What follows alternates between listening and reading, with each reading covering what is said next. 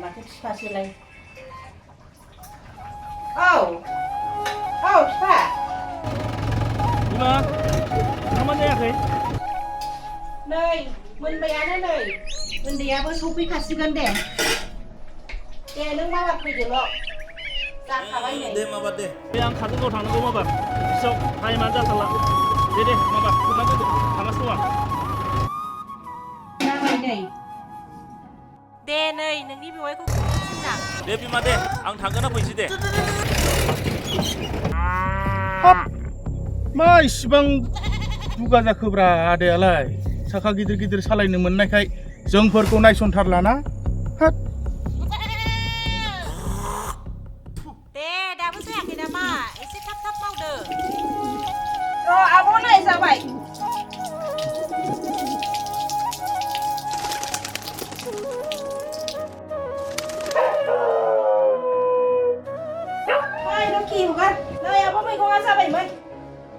नै दे नोंना बेवाइया फैगासिनो दानो जालायथारलायगोन अबेबा थांनो गोनांनो अफिसाव थाब खालामदो दे माबा खालामदो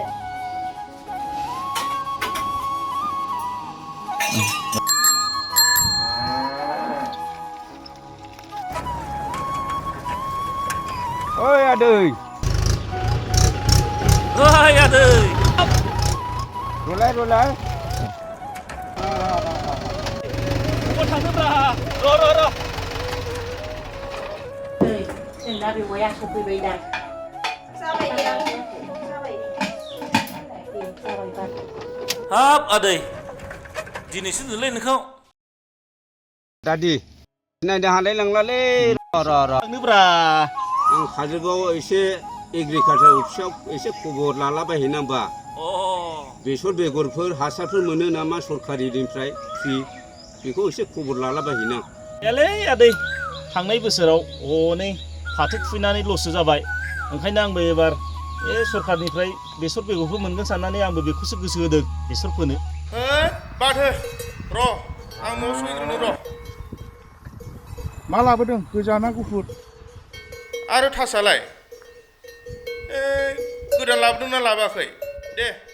नोंसोर जागालाय आं थांगासिनो नों थाङोब्ला आंहाबो डिआइसिआव थांनांगौमोन ज' थांनो हागौमोन ना आंनावनो गय जानानै दसे थाथ'योमोनब्ला फिसौलानोबो एसे फैसा सोनानै हरनो बुंबाय थादों बेखौ आं थांग्रोनोसै अ आदै मा खबर थिगानो दं रासे जोंलांबाय नामाब्रा दादियालाय माथो फंसेबो खोथा रायलायलाङाखिसै हाब आदै मा होनबावनो आंलाय आंनि फंबायखौलाय जा गावनि गोसोबायदि आं मावहोजोब्बाय बेंगलावबो थिनहरबाय आं सिकिउरिटि गार्ड मावनो हनै फैफिननानै दाना माबा माबिसो सोलोंबाय माबा तास गेलेनाय जुवा गेलेनाय गावनि गोसथोनायखौबो होबाय आं मावनानै जानोबो हनै रुदाय रोङा खालि दावराव दावसि आजिखालिनि गथ'फोर मा होनबावनो गिनोसो ओंखारबाय आं बेखार होननानैल' बुंबाय थायो कारेन्टआबो घन्टासो जेरावबो असान्थि रागाफ्रासो जालाय लांला आंना सम फैगोन जाथो होनलायबाय थागोन ओंखामा खुरला आंनो माबार थाबनो नै सासेयाबो फैबायदां दे आब'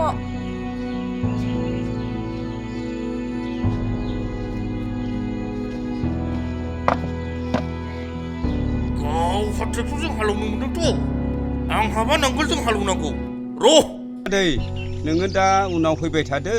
आङो थांग्रोनोसै दे आदै नों थांबाय थादो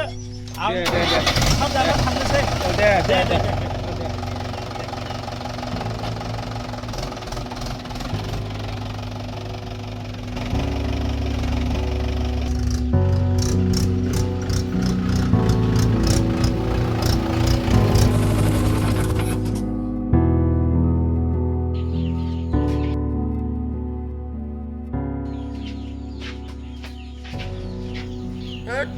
बारा जायालै आंजों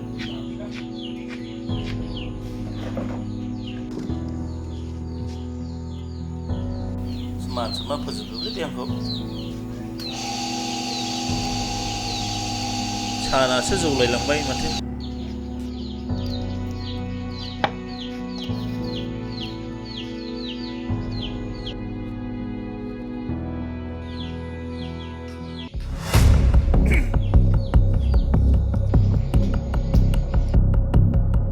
मोनजादोंथ'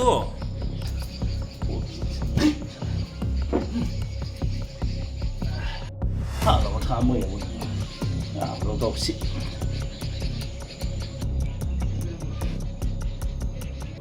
जा बेटा जा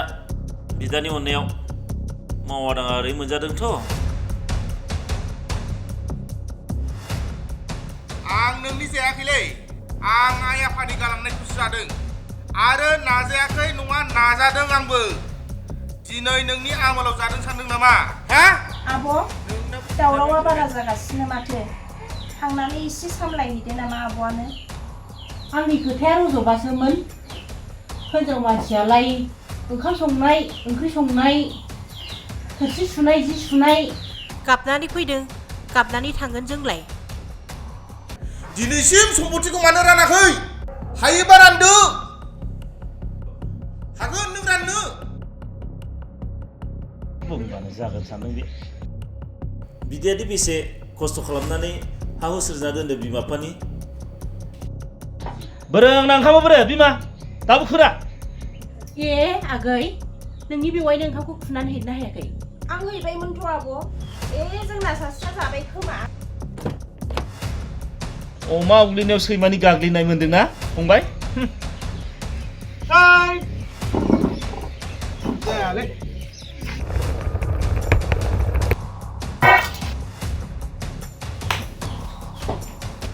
Nani?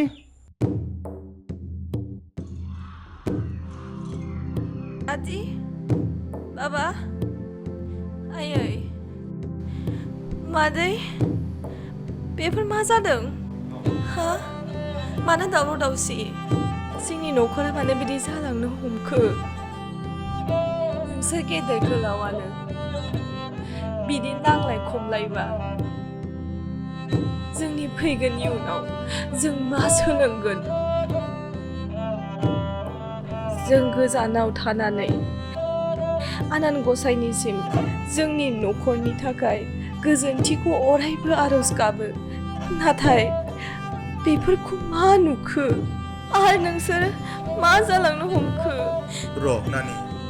दाया आंनिसो आं आदा बाजै आयै नोंसोरनाव निमाहा बियो आरो नोमादैनावबो निमाहा बियो नानि आंहा जेबो राहा गैयिनि थाखाय जेबो मावनो गैयिनि थाखाय आं बिदि जानांबाय नाथाय नोंनि मेगनाव आं माब्लाबाबो मोदै गहोआ आदा आरो बाजै आंखौ निमाहा होदो फंबाय आं नोंखौ इयुनाव मोजां जाजानोसो लुगैनानै अरायसम राय नङासै फंबाय बेफोरखौ नोङो जेबो दासानसै फै फिसाजो नों बेफोरखौ नुदों जेबो नङा अनलायनायाव बिदि एना एनि थाखायो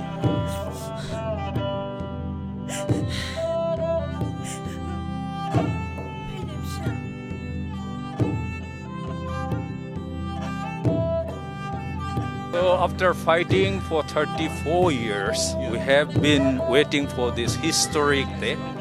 and we are today really happy to sign an accord with the government of India. Hopefully, this agreement or the accord will usher in a new era, an era for peace, harmony, and development.